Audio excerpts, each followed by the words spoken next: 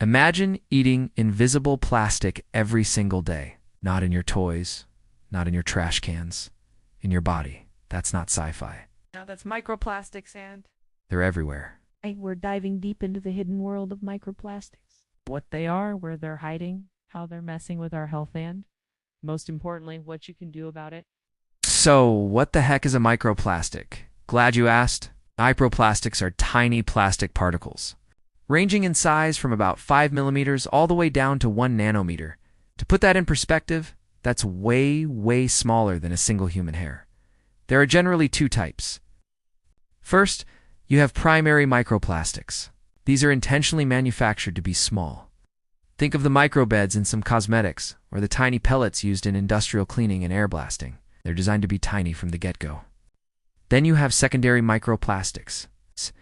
These are the ones that come from the breakdown of bigger plastic items. That plastic water bottle you tossed, the grocery bag that blew away, or even the synthetic fibers from your favorite fleece jacket. Over time, sunlight and water break these larger items down into countless microscopic fragments. Okay, so why is this such a big deal? Because these microplastics aren't just polluting our oceans and rivers, they're sneaking into us. These tiny particles have been found in virtually every ecosystem on Earth, and alarmingly, they've also been detected in human tissue. But they don't just float around harmlessly. Microplastics can act like little sponges, absorbing and carrying toxic chemicals. We're talking about things like PFAS, which are often called forever chemicals, or BPA, which you've probably seen on BPA-free labels. It can also latch onto heavy metals. Some of these hitchhiking chemicals are known endocrine disruptors, which means they can seriously mess with our hormones, affecting everything from our metabolism to our reproductive health.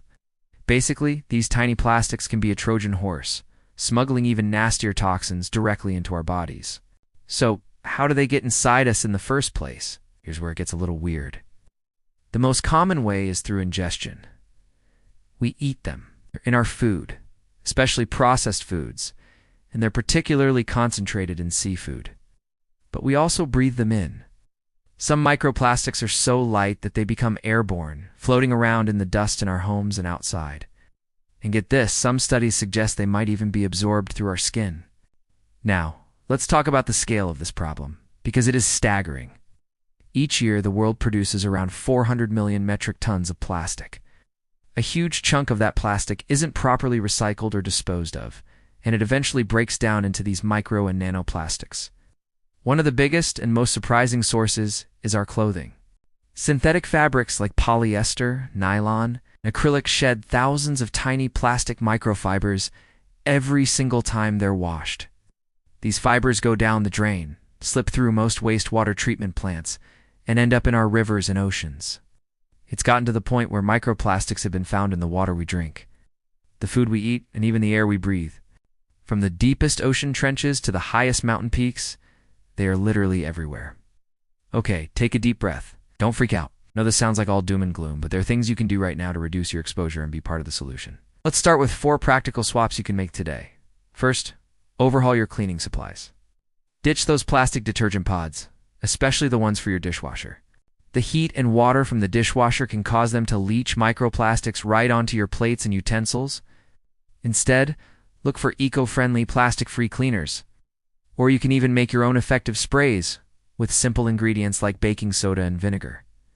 Second, rethink your kitchenware. It's time to break up with plastic.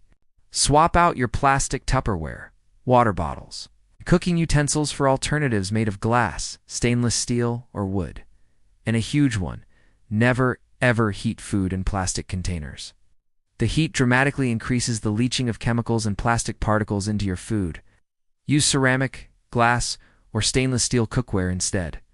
Third, choose better food.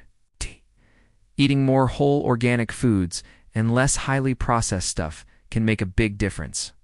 A 2023 study found that highly processed foods are a significant source of microplastic contamination. It's often from the packaging and manufacturing process. Whenever you can, shop at farmers markets and support grocery stores that are actively trying to use sustainable plastic-free packaging.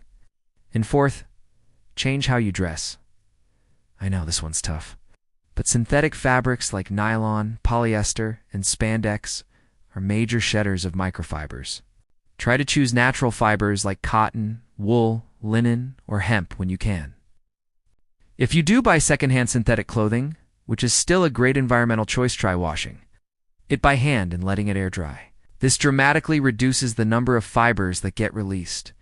Most importantly, don't beat yourself up. You don't have to be perfect overnight. Even small changes add up, and every single swap you make really does matter. But here's the thing. This isn't just a you problem. Can't just shop our way out of this crisis. Microplastic pollution is a massive systemic issue. Corporations continue to produce unbelievable amounts of plastic because it's cheap. And government regulation is lagging way behind the science. But we have power beyond our wallets. We can advocate for change. We can vote for leaders who take environmental protection seriously.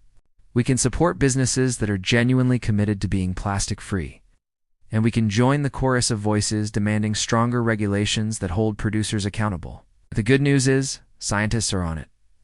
Researchers at places like Duke University are exploring innovative solutions like using bacteria that can actually break down plastics. There is hope on the horizon, but it requires pressure from all of us. So here's your mission, if you choose to accept it. Take a look around your kitchen, your closet, and under your sink. Where's the plastic? Find one thing, just one, that you can swap for a plastic-free alternative this week. Then share this video. Let people know that microplastics aren't some far-off invisible threat. They're real, they're here, and they affect all of us. Together, we can push for policies that force big industries to finally clean up their plastic mess. Microplastics might be invisible, but our collective power to create change isn't. Let's use it. Thanks for watching, and be sure to subscribe for more deep dives into the hidden toxins shaping our world.